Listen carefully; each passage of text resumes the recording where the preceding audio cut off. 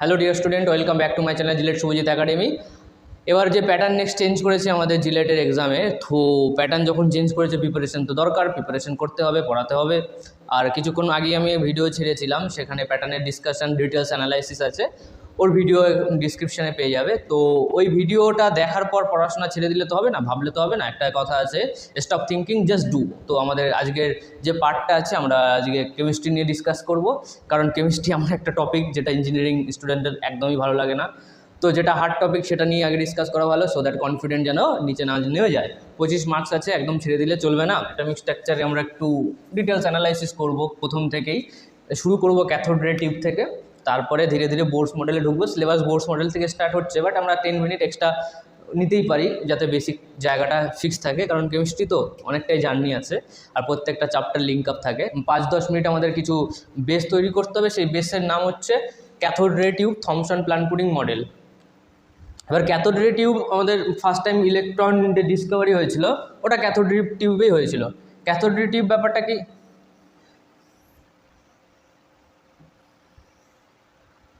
Michael ফ্যারাডের আগে যত scientist ছিল তারা এটাই জানতো যে, বা এটাই বিশ্বাসত যে কপার ওয়্যারের মধ্যে দিয়ে ইলেকট্রিসিটি ট্রান্সফার করতে পারে। তারপরে মাইকেল ফ্যারাডে এসে বললো যে না, এটা লিকুইডের মধ্যে দিয়েও ট্রান্সফার করতে পারে। আর ফাইনালি থমসন এসছে। থমসনের আগে আরও সায়েন্টিস্ট এসেছিল, যাদের মেন পারপাস ছিল, যে নতুন সায়েন্টিস্টগুলো যারা এসছে তাদের মেন পারপাস ছিল যে গ্যাসের মধ্যে দিয়ে কারেন্ট ট্রান্সফার করা। তো তার জন্য এই পার্টটাতে আমরা একটা পজিটিভ আর এখানে একটা নেগেটিভ টার্মিনাল দিয়ে দিতাম। এই পজিটিভ পার্টে আমাদের থাকতো অ্যানোড, আর নেগেটিভ পার্টে থাকতো ক্যাথোড। এবার এই পজিটিভ পার্টে কে আছে, plus plus plus plus charge, negative পার্টে কে আছে, মাইনাস মাইনাস চার্জ। আর এর মাঝে কে আছে, এর মাঝে কিছুই না, ডিফারেন্ট টাইপ অফ গ্যাস। আমি যদি হাইড্রোজেন নিয়ে নিই, তা হাইড্রোজেন গ্যাস থাকবে। এবার যখন পজিটিভ থেকে নেগেটিভের একটা ইলেকট্রিক ফিল্ড তৈরি হবে, সেই ইলেকট্রিক ফিল্ডের আন্ডারে ভিতরে অ্যাটম আছে। এবার অ্যাটমের নিউক্লিয়াস আছে আর এখানে একটা ইলেকট্রন আছে। সেই ইলেকট্রনের উপর একটা ফোর্স তৈরি হবে due to electric field. Electric ফিল্ডের জন্য যে ফোর্স তৈরি হয় F = -QE, তার জন্য ইলেকট্রনটা এদিকে ছুটে আসবে। এবার যখন ইলেকট্রনটা ইলেকট্রিক ফিল্ডের অপোজিট ছুটে আসবে, কেন? কারণ ইলেকট্রনের charge negative.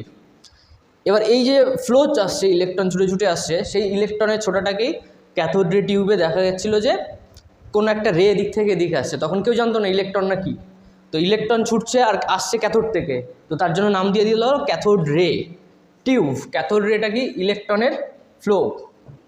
Cathode is nothing but A electron flow. তো এই জিনিসটা যখন আমাদের থমসন মডেল স্টার্ট করেছিল, থমসন কি করেছিল, এখানে ম্যাগনেটিক ফিল্ড দিয়েছিল, ইলেকট্রিক ফিল্ড দিয়েছিল। এক্সটার্নাল ম্যাগনেটিক ফিল্ড আছে, এক্সটার্নাল ইলেকট্রিক ফিল্ড আছে। তো এদের জন্য এই ইলেকট্রিক ফিল্ডগুলো শিফট হতো, উপর নিচে শিফট হতো। এখানে স্কেল দিয়ে দেখানো আছে, scale on outside of glass. তো যদি শিফট হয়, সেই শিফটটাকে চেঞ্জ করার জন্য আমরা ইলেকট্রিক ফিল্ড দেবো। তো ম্যাগনেটিক ফিল্ড একটা ফোর্স তৈরি করেছিল FB ভ্যালু হচ্ছে কিউ, বি ভ্যালোসিটি, বি হচ্ছে ম্যাগনেটিক ফিল্ড, ভি হচ্ছে ভ্যালোসিটি। আর ইলেকট্রিক ফোর্স যেটা এক্সটার্নাল ইলেকট্রিক ফিল্ড দিয়েছে, সেটা কি তৈরি করলো, E × ইলেকট্রিক ফিল্ড। এই দুটো ফোর্স যদি ইকুয়াল হয়ে যায়, তাহলে এই রেটা স্টেট থাকবে। পজিটিভ যেটা আছে, পজিটিভ টার্মিনাল এদিকে নিয়ে যাচ্ছে ইলেকট্রনকে। ম্যাগনেটিক ফিল্ডের জন্য ওটা ওই ফোর্স যেটা পাচ্ছে, সেই ফোর্সটা কমে যাচ্ছে। তো যখন দুটো ফোর্স ইকুয়াল হয়ে যাবে, তখন ইলেকট্রন স্টেবিলিটি হয়ে যাবে। আর ওটা চেক করছিল, ভ্যালু চেঞ্জ করেছিল, ম্যাগনেটিক ফিল্ড চেঞ্জ করলো, ইলেকট্রিক ফিল্ড চেঞ্জ করে দেখলো যে এই রেটা একটা জায়গায় স্টেট হয়ে গেছে, ওই স্টেট জায়গায় ওটা ঘুরছে। এবার ম্যাগনেটিক ফিল্ডের জন্য, ম্যাগনেটিক ফিল্ডের আন্ডারে যদি চার্জ থাকে, চার্জটা ঘুরতে শুরু করে, সার্কুলার মোশন করে। তার জন্য এখানে একটা ফোর্স লাগবে। সেই ফোর্সটা হচ্ছে ম্যাগনেটিক ফোর্স, তার ভ্যালু হচ্ছে mv²/r।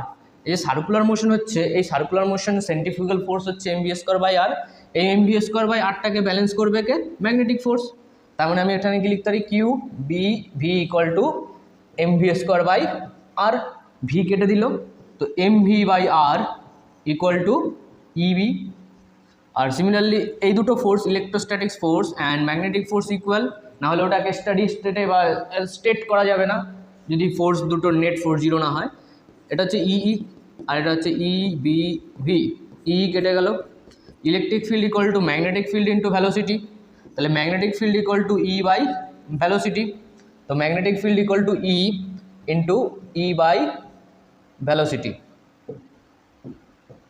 তো এই পার্টটাকে যদি আমরা সলভ করি তাহলে দেখা যাচ্ছে যে ই বাই এম এর value E by M equal to VA square divided by R into electric field. এবার এই ভি যে ভ্যালোসিটিটা আছে সেই ভ্যালোসিটিটা এখান থেকে চেঞ্জ করে নেব ই বাই বি, তাহলে এটা কী হয়ে গেল E square by B square into E into R. তো ফাইনালি ই বাই এম এর value E by B square into R. এটা কে দেখেছিল? থমসন এই জিনিসগুলো ক্যালকুলেট করে ই বাই এম এর ভ্যালু বার করেছিল। এখানে ক্যালকুলেট করাটা ইজি কেন বা আমি এই ফর্মটাই আনলাম কেন? কারণ আমি এক্সটার্নালি আমি ইলেকট্রিক ফিল্ড দিয়েছি, সো দ্যাট আমি জানি ই এর ভ্যালু কত। আমি এক্সটার্নালি আমি ম্যাগনেটিক ফিল্ড দিয়েছি, তো আমি জানি বি এর ভ্যালু কত। আর ওখানে ম্যাগনেটিক ফিল্ডের জন্য যে সার্কেল তৈরি হচ্ছিল উইথ, যদি ইলেকট্রিক ফিল্ডটাকে আউট করে যদি শুধু ম্যাগনেটিক ফিল্ডে দেই তাহলে ওই চার্জটা বা ক্যাথোড রেটা এইভাবে সার্কেল করছিল। তো ওই সার্কেলের যে রেডিয়াস হচ্ছিলো সেটাও আমি এই স্কেল দেখে মেজার করতে পারবো। তো তার মানে আমি এই প্রত্যেকটা ভ্যালু জানি। এই প্রত্যেকটা ভ্যালু যদি আমি পুট করি, ভ্যালু পুট করার পর এর ভ্যালু বেরিয়েছে 1.76 ইন্টু 10⁻11। কত বেরিয়েছে? 1.76 ইন্টু 10⁻11। এটা কি? ই বাই এম এর ভ্যালু। এটা করে থমসন অনেক হেল্প করেছে। তো ফার্স্ট টাইম আমরা ই বাই এম এর ভ্যালু ক্যালকুলেট করতে পারলাম। তো আমরা নেক্সট পেজে দেখব এগুলো কিছু বেসিক। নেক্সট আমরা দেখছি Millikan oil drop experiment. Millikan oil drop এক্সপেরিমেন্টের সেট আপ এরকম টাইপের আছে। এই যে পার্টটা যেটা আছে এটা হচ্ছে অ্যাটোমাইজার। অ্যাটোমাইজারের এখানে কি দেওয়া আছে? অয়েল দেওয়া আছে। এবার আমরা যে সেলুনে যদি যাই, সেলুনে গেলে যে আমাদের স্প্রে করা হয়, তো এরকম স্প্রে করলে কি হয়? ওয়াটার লিকুইড পার্টিকেলগুলো অ্যাটম ফরম্যাটে চলে যায়, অ্যাটোমাইজার ফরম্যাটে চলে যায়।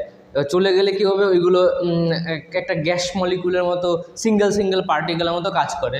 তো সিমিলারলি এখান থেকে আমি যদি অয়েল ড্রপ এক্সপেরিমেন্টে এটা যদি স্প্রে করি তাহলে এখান দিয়ে কী বেরোচ্ছে?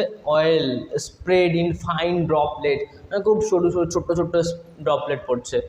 তো এবার এখানে কী দেওয়া আছে? একটা ফিল্টার দেওয়া আছে। সেই ফিল্টারে ছোট ছোট পিন হোল দিয়ে কী পড়বে? অয়েল ড্রপগুলো নিচের দিকে যাবে।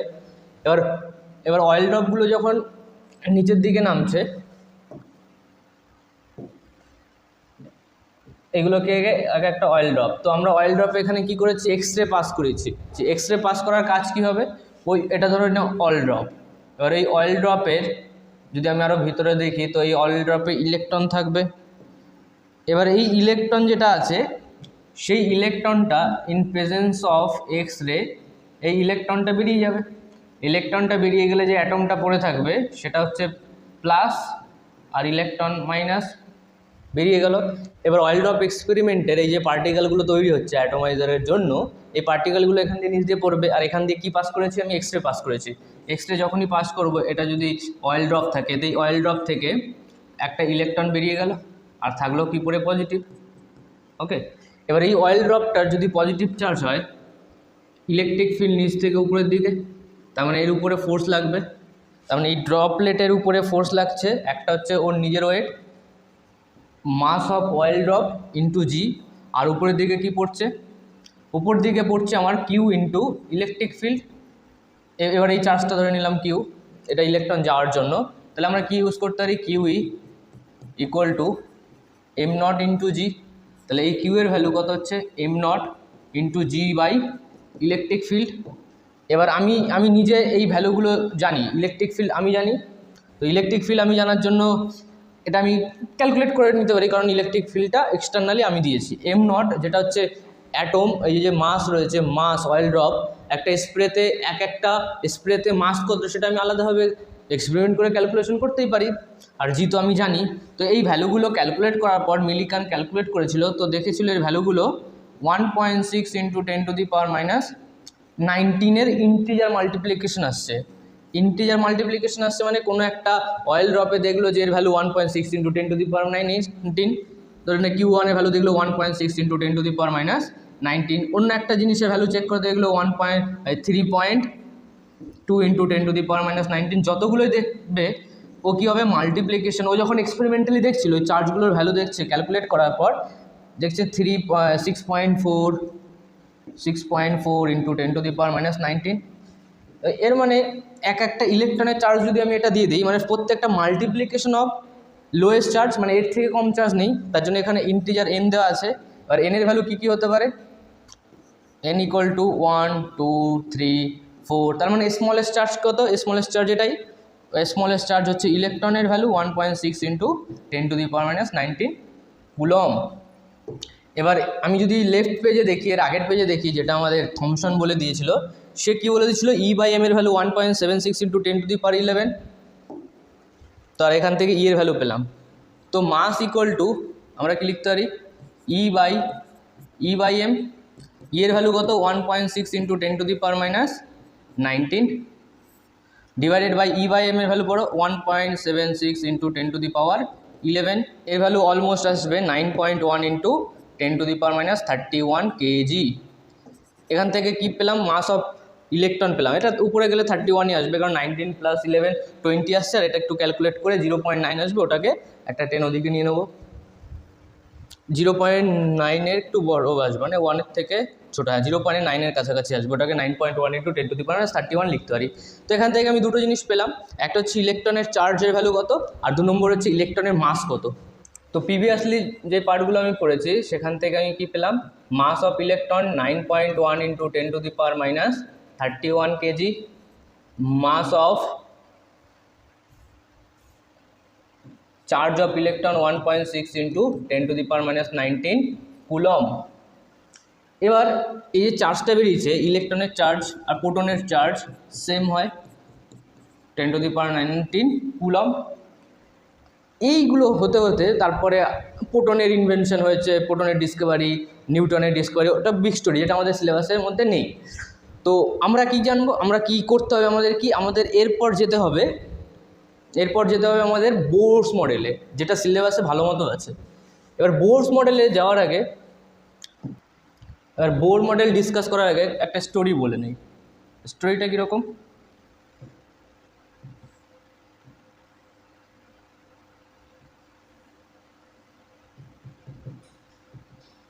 এটা একটা মোমবাতি, এবার এখান থেকে রে বেরোচ্ছে, আর এখানে আছে কতগুলো particle means hydrogen gas, H2 gas. আর আমি এই সাইডে নিয়েছি কি, এই সাইডে আমি একটা প্রিজম নিয়েছি, আর এখানে স্ক্রিন আছে।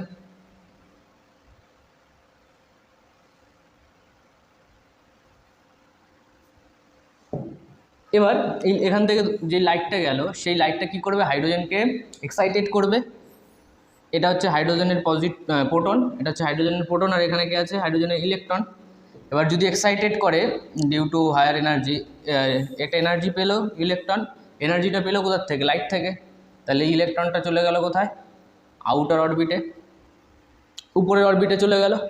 তো এর জন্য কি হবে, এই যে লাইটটা গিয়েছিল, এই লাইটের কিছু এনার্জি গ্যাস মলিকিউল খেয়ে নেবে, এবার কিছু ওয়েভলেন্থ এনার্জি যখন খেয়ে নেবে, আর যখন আমি এই জায়গাটায় আমি কি প্ল্যান করেছিলাম, আমি ভেবেছিলাম এই জায়গাটায় পুরোপুরি ইয়েলো তৈরি হয়ে যাবে। এখানে ইয়েলো লাইট, যে লাইটটা এসেছিলো, বা সাদা লাইট, পুরোপুরি সাদা লাইট হয়ে যাওয়ার কথা ছিল, এটা কী হওয়া উচিত ছিল, white.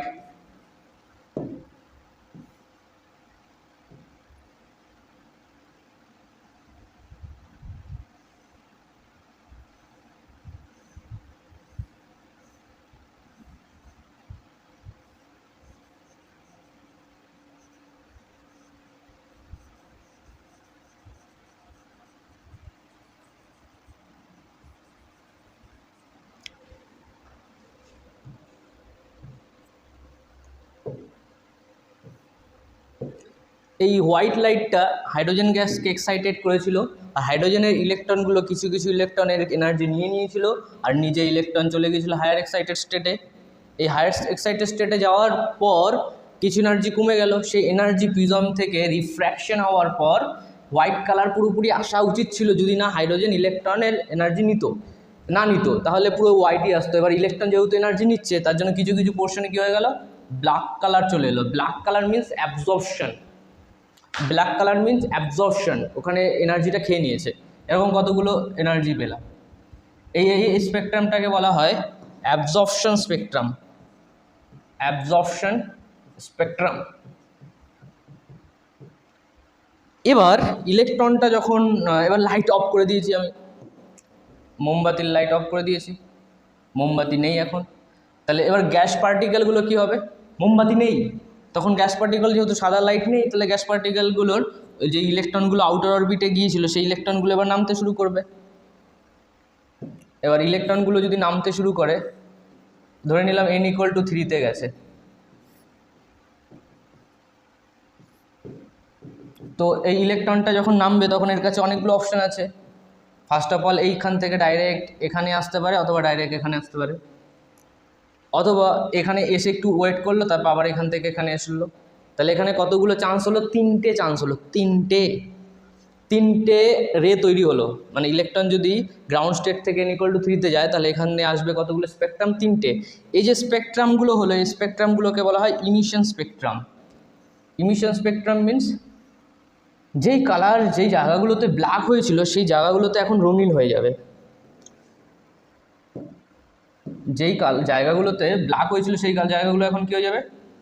Different type of colour হয়ে যাবে। আর এক্সট্রা কালারও আসতে পারে, এক্সট্রা কালার এলো। এই যে কালারগুলো আসছে ইমিশন স্পেকট্রামের জন্য, ইয়েলো, কখনো ব্লু, এই কালারগুলো এরকম হবে কেন? সেই কোশ্চেনটা বোরের মাথায় ঢুকেছিল, এটা ডিফারেন্ট টাইপ অফ কালার কেন দেখাচ্ছে সেটা আমরা নেক্সট পেজে দেখব। বোরের পস্টুলেট থেকে আমরা একটা জিনিস পাই, MBR = n/2 পাই। আর একটা কি আছে যেটা অলরেডি এর আগে রাদারফোর্ডও দিয়েছিল, সেটা হচ্ছে ZE² / r² = centrifugal force mv²/r²। এটা অ্যাকচুয়ালি কি, এটা যদি এটা অ্যাটম হয়, এটা যদি নিউক্লিয়াস হয়, এটা যদি ইলেকট্রন হয়, তো এই যে ফোর্সটা লাগছে এই ফোর্সের ভ্যালু কী হবে? ZE² / r²। জেডটা কি? Number of proton. ওকে, কতগুলো প্রোটন আছে, তার বেশিও তো থাকতে পারে। এটাকে কে ব্যালেন্স করছে? Centrifugal force mv²/r। তো আমরা যদি এই দুটো ইকুয়েশনকে সলভ করি, এটা mv²/r হবে, আর r² কেটে গেল, ZE² / r = mv²। এবার উপরে যেটা আছে সেটা আছে কি? mv = nh/2πr। তাহলে m², v² = nh²h²/4π²r²। এবার এই যে পার্টটা রয়েছে m², v² = nh²h²/4πr², তো এই জায়গাটা আমি ওটা বসাতে পারি। বসাতে গেলে আমাকে একটা নিচে m খাওয়াতে হবে। তাহলে এটা কী হয়ে গেল? nh²h²/4π² m r²। তো এই আরটা, এখানেও একটা আর আছে, এটা n নাম্বার অফ আর, মানে রেডিয়াস, অ্যাকচুয়ালি কি এটা রেডিয়াস। তো এই আরটাকে আমি যদি কেটে দেই, তাহলে কি হচ্ছে? Rn এর value nh²h² / 4π² m z e²। এখানে আমি যদি nh² / z সাইডে রাখি, বাকি প্রত্যেকটা টার্ম আমি জানি। এখানে কি আছে? h² / 4π² m e²। এবার এই প্রত্যেকটা টার্মের ভ্যালু আমি লিখে দিচ্ছি। h এর ভ্যালু কত হয়? 6.32 × 10⁻34। e এর ভ্যালু 1.67 × 10⁻19। আর একটা কে আছে? m এর ভ্যালু। m এর ভ্যালু কত হয়? 9.1 × 10⁻31। আর ইলেকট্রন হয়ে গেছে, মাস হয়ে গেছে, π² ভ্যালু 10। এই ভ্যালুগুলো পুট করার পর যে ফর্মটা এলো সেই ফর্মটা খুব ইম্পর্টেন্ট। Rn এর ভ্যালু, এই ভ্যালুটা হচ্ছে 0.529 × 10⁻10 আসবে। তো সেটাকে আমরা কি লিখতে পারি? 0.529 আর্মস্ট্রং × n²/z। এবার জিলেটের এক্সামের রেসপেক্টিভলি এটা চরম লেভেলে ইম্পর্টেন্ট।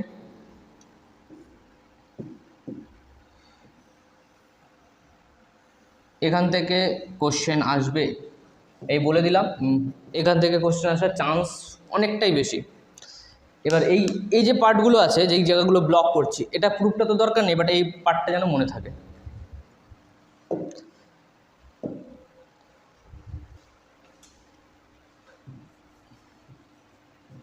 এই আরএন এর মানে কি? আরএন এর মানে এটা যদি পজিটিভ হয় নিউক্লিয়াস, এখানে যদি ইলেকট্রন থাকে, এই যে রেডিয়াসটা, এই রেডিয়াসের ভ্যালু কত হবে? এবার এন এর ভ্যালু যদি আমি 1 পুট করে দেই, আর জেড এর ভ্যালু ইকুয়াল টু 1, জেড এর ভ্যালু 1 মানে কি? হাইড্রোজেন, হাইড্রোজেনে জেড ইকুয়াল টু 1 হয়, আর এন ইকুয়াল টু 1 হচ্ছে ফার্স্ট অরবিট, তাহলে আর নট এর ভ্যালু কত হচ্ছে? 0.529 আমস্টন। এর মানে হচ্ছে এই যে রেডিয়াস যেটা আছে সেটা কত? 0.529 আমস্টন হাইড্রোজেন গ্যাসের জন্য। এবার যদি আমি বলি হিলিয়াম প্লাস এই গ্যাসের জন্য রেডিয়াস কত হবে? এন ইকুয়াল টু 1-এ, তখন 0.529 দেবো, ইন্টু এন এর ভ্যালু কত? 1 ডিভাইডেড বাই জেড এর ভ্যালু কত?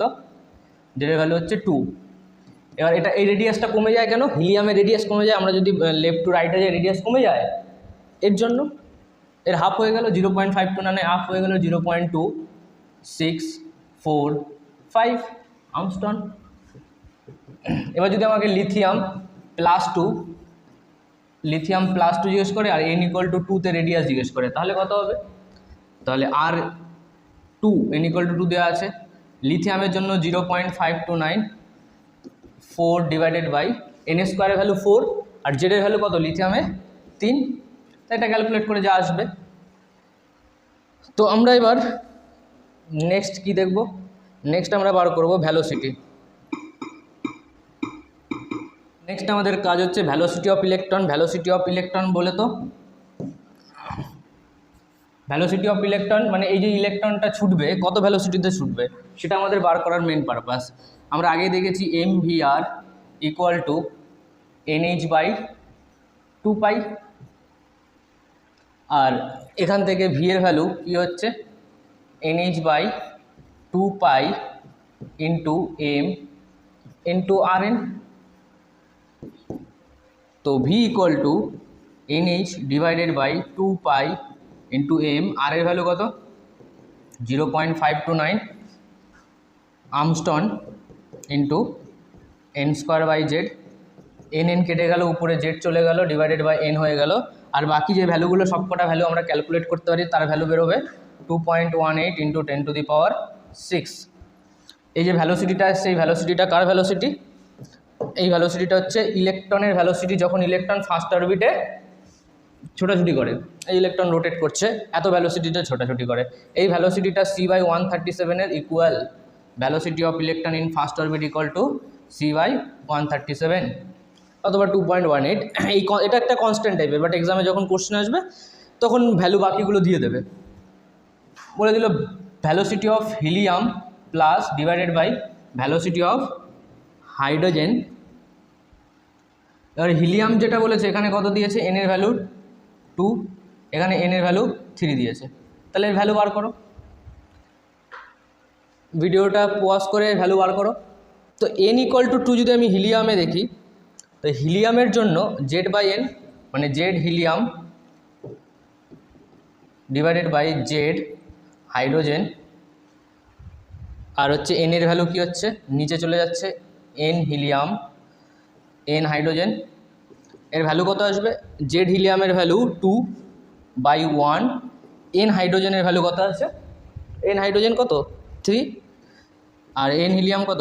2, 2 কেটে যাচ্ছে, তার মানে 3 হচ্ছে। তো velocity of helium equal to 3 into velocity of hydrogen N equal to 3, মানে এরকম রিলেশন কিছু জিজ্ঞেস করতে পারে। এবারে এখান থেকে আমি এন এর ভ্যালু 3 পুট করে ক্যালকুলেট করতেই পারি, মানে এন এর ভ্যালু 3 পুট করলে কেটে যাবে, সেম 2.180 আসার চান্স আছে।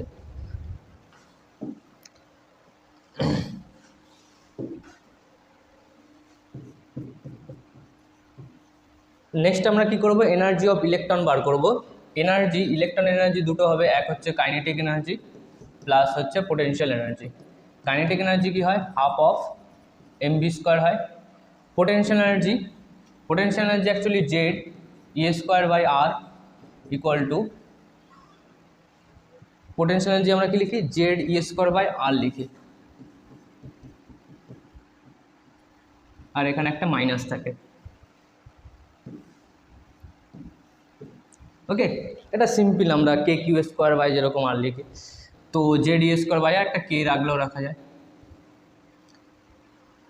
কে Z E square by R electrostatics ফোর্সে। তো আগের যে পেজটা ছিল সেখানে ওই কে কনস্ট্যান্ট থাকবে, কে এর ভ্যালু 1/4πε0। তো আমি এরপর কি করব, we know that Z E square বা K Z E square divided by R square, এটা হচ্ছে electrostatics force equal to MV square by R ছিল। এটা কি electrostatics force, attraction force equal to MV square by R. তো আর R কেটে গেল, K Z E square divided by R equal to কত বেরোলো, এমভি স্কোয়ার। তো পোটেনশিয়াল এনার্জির ভ্যালু কত, potential energy we can right minus of MV square, তো এটা কত হলো মাইনাস অফ এমভি স্কোয়ার। তো টোটাল ভ্যালু কত হলো, minus of half of MV square. এখান থেকে কতগুলো ইম্পর্টেন্ট জিনিস পাওয়া গেল। First of all, energy of electron equal two magnitude of kinetic energy, তার মানে কাইনেটিক এনার্জির ম্যাগনিটিউড ভ্যালু যা হবে টোটাল এনার্জি তাই হবে। আর একটা কী পাওয়া গেল, energy of electron equal to potential energy divided by 2। এবার এই দুটো ভ্যালু অ্যাড করে আমি কী পেলাম, ই এর ভ্যালু পেলাম minus half of M, V এর ভ্যালু কত 2.18 ইন্টু 10⁶। যদি আমি ভ্যালোসিটি ফার্স্ট অরবিটে বার করি হোল স্কোয়ার, এম এর ভ্যালু জানি, ইলেকট্রনের মাস জানি 9.1 ইন্টু 10⁻31। এই ভ্যালুগুলো পুট করলে, এই ভ্যালুগুলো পুট করার পর এনার্জি, এবার ভ্যালোসিটি যখন 2.18 ইন্টু 10⁶ পুট করেছি, এর সঙ্গে তো আরেকটা জিনিস ছিল, সেই জিনিসটার নাম কি, সেই জিনিসটার নাম ছিল জেড বাই এন। আমরা লাস্ট পেজে যদি চেক করি কী ছিল, এখানে জেড বাই এন ছিল, তাহলে এখানে কী হয়ে যাবে জেড স্কোয়ার, এটা যদি জেড বাই এন হয় তার হোল স্কোয়ার হয়ে যাবে। তো নেক্সট লাইনে বাকি ভ্যালুগুলো পুট করার পর ভ্যালু আসে 13.6 ইলেকট্রন ভোল্ট, মানে এই যে ভ্যালুটা এসছে জুলে আসবে, জুল থেকে ইলেকট্রন ভোল্টে নিতে গেলে আমাকে 1.6 ইন্টু 10⁻19 দিয়ে ডিভাইড করতে হবে, আর এটা এলো Z square by N square. তো এক্সাম পয়েন্ট অফ ভিউ থেকে আমাকে কি মনে রাখতে হবে, এক্সাম পয়েন্ট অফ ভিউ থেকে আমাকে মনে রাখতে হবে এই ভ্যালুটা, এই ভ্যালুটা চরম লেভেলে ইম্পর্টেন্ট, ই এর value 13.6 electron volt Z square by N square. এই কেস থেকে আমরা প্রত্যেকটা অরবিটের এনার্জি পেয়ে যাব। তো আমরা এই পুরো জিনিসটাকে যদি আজকে যে ক্লাসটা হয়েছে যেটা আমাকে মনে রাখতে হবে, সামারাইজ মনে রাখতে হবে, সেটা কী কী ছিল, রেডিয়াস,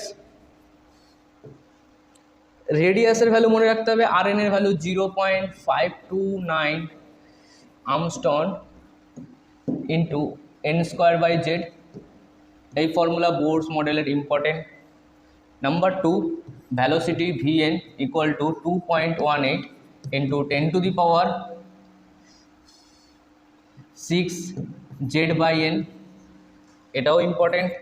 এই দুটো জিনিস মাথায় রাখতে হবে। লাস্ট ফর্মুলা কি, energy of any orbit electron minus 13.6 into Z square by N square. অবশ্যই এটা কিসে হবে, ইলেকট্রন ভোল্টে হবে। 1 electron volt equal to 1 electron volt equal to 1.6 into 10⁻19 joule. Okay, 1 electron volt equal to 1.6 into 10⁻19 joule. আর একটা কী বললাম, kinetic energy equal to minus of total energy.